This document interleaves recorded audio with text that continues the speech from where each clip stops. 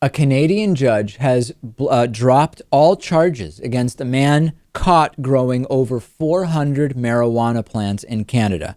An absolute discharge. Michael Santos, an audio engineer with no criminal record, pleaded guilty to possessing about 3 kilograms of marijuana for trafficking.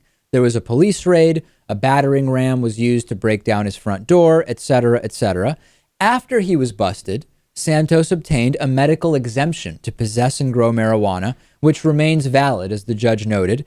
And Crown Counsel John White asked the judge to impose a 1-year conditional sentence to be served in the community.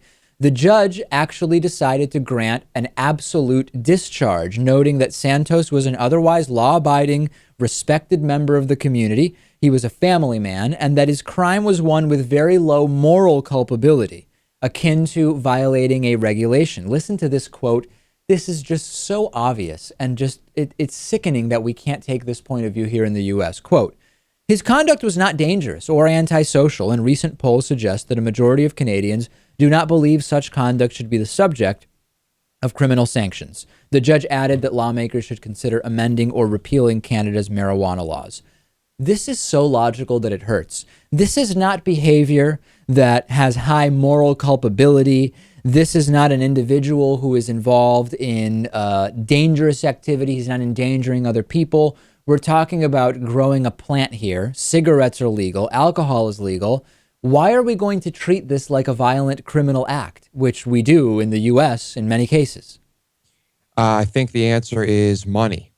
You've got the police departments who are making money off this stuff. You've got the prison industrial complex, any number really of different ways of making and handling money. But the thing is, Canada has some of those same factors at play. It just seems that they're not as beholden to them. Perhaps. Let's add in the strict father morality. I think that has something to do with this too. It's just a different culture, really, and one that is a lot more logical and sensible. We're going to keep following whether we move in this direction here in the United States. We've heard equally logical comments to these made anecdotally here and there by some judges in the U.S., but of course, federal law is not on board with this, and very few states have gone in this direction so far. And remember, in all but 2 of the states in which medical or recreational marijuana is legal, you can still be fired for it. So even though it is legal by statute, there can still be a company policy against it, and there is in all but 2 of those states.